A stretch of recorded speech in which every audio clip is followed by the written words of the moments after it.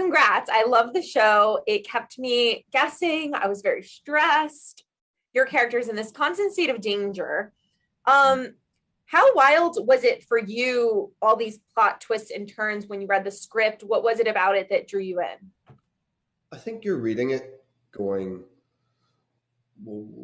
like you're trying to put yourself in the same position as the audience, right? You're trying to like go, like how enjoyable will this be to watch, And with something like this, Jesus, like as you say, there's so many different elements in it, so many twists, so many times you think you've got a handle on what's happening or what the tone is or who this person is.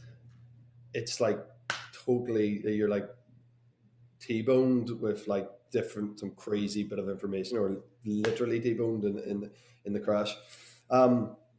So that idea of like constantly guessing and constantly feeling a little bit, as you say, a bit stressed is like exciting. And if you can maintain that for 6 hours, I thought we've really got something here. And luckily, I mean, it's not out in the States yet, obviously, but like luckily in UK and Ireland and Australia and everywhere it's been shown, people have been up for that ride. They've been up for like 6 hours of like trying to work out what is happening here, so it was exciting for me to read, and definitely one of the reasons I wanted to do it.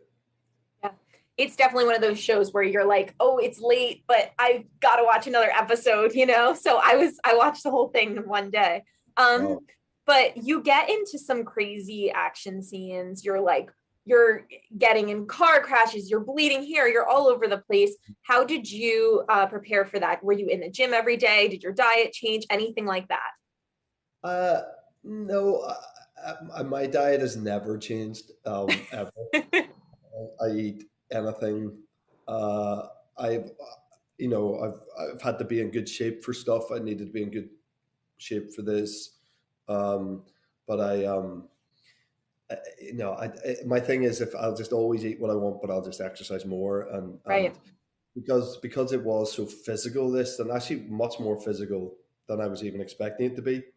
And actually even just the actual physicality of being in the outback for that long, shooting so many days. It was the longest shoot of my life. It was the hardest shoot of my life, physically, mentally, everything about it.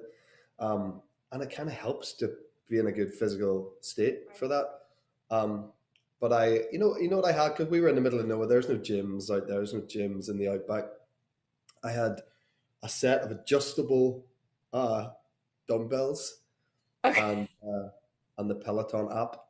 And I would do 30-minute strength classes about 4 days a week with these little dumbbells, and that's all I did. And I kept myself in good. I did zero cardio for 5 months.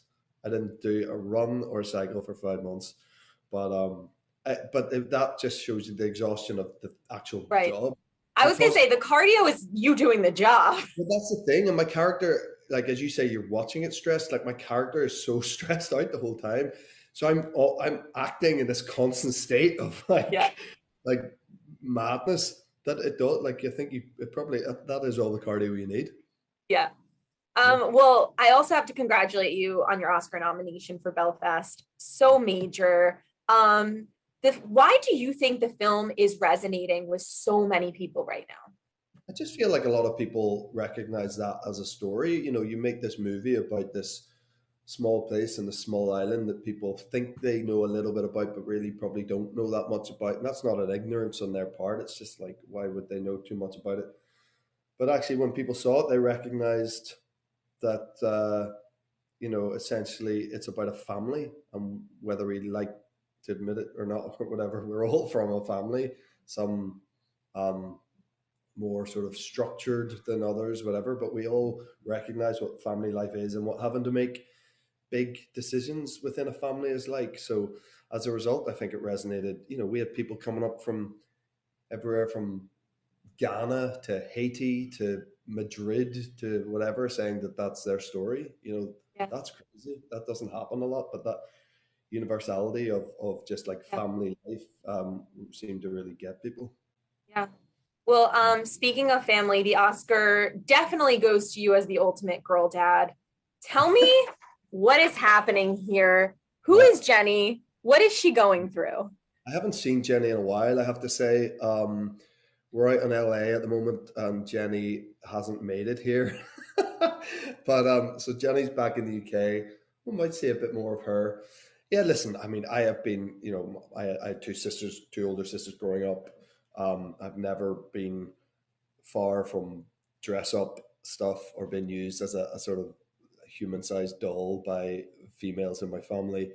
And that seems to have just continued into, being a dad and having these three girls. And you've got to be up for it. I think if you're a dad of girls, like that's the crack, like that's happening. So just go with it. It's fine. Also, I play dress up for a living, so I can't be like, don't you dare put me in that, because that's I get paid to do that. So I'm open for it. Well, your girls will thank you for it one day because Yeah. it's so fun. I also love this video of you. Oh yeah, yeah, yeah. That's that was that was a weird, but I was so bored moment waiting to go on a talk show. I don't know. I stand by it though. I think it's a decent Kermit impression. Listen, I thought you did a great job, and I didn't know you had some guitar skills. Yeah, I can play. Yeah, I was. Yeah, I can play guitar a bit. No, I'm not accomplished, but I can get by at a house party after many drinks. I love that. Can we all after a couple drinks? I can do acrobats. I can do backflips. One thing I didn't know about you is that you came up with a lot of other young men in the business: Rob Pattinson, Andrew Garfield, Eddie Redmayne. Do you miss those days? Is there anything about those days where you guys are like struggling actors trying to figure it out? What do you miss about those days? Well, I guess we had a certain like freedom, and that was fun, and a kind of reckless abandon of like what life was about and whatever. Now for the most part, you know, Garth and Rob don't yet, but Eddie and I, we're both fathers, and I still see a lot of those guys, but gone are the days of all of us being in LA at the same time and being unemployed together. But I'll tell you what's been really nice. I've seen a lot of Andrew this year because he'd been in a similar awards sort of run with Tick Tick Boom, and we've been hanging out quite a lot. And actually, just that thing of I drove down Sunset 2 weeks ago, and there was a massive poster on Sunset for Belfast, followed by a massive poster for Tick Tick Boom, followed by a massive poster of Batman, and I was just like, "This is cool." I was like, "Lads, we've done all right. This is a good time." Um, but it's not easy now in any way, but it wasn't easy back then. It was tough. Nobody was really making it happen. And then Garth started really, oh no, Rob sort of did first. I don't know. It all worked out in the end.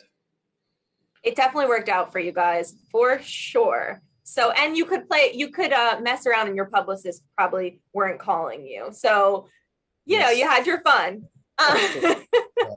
Yeah. There was nothing, there were no black stains on what we were doing. I don't think. It's all above board.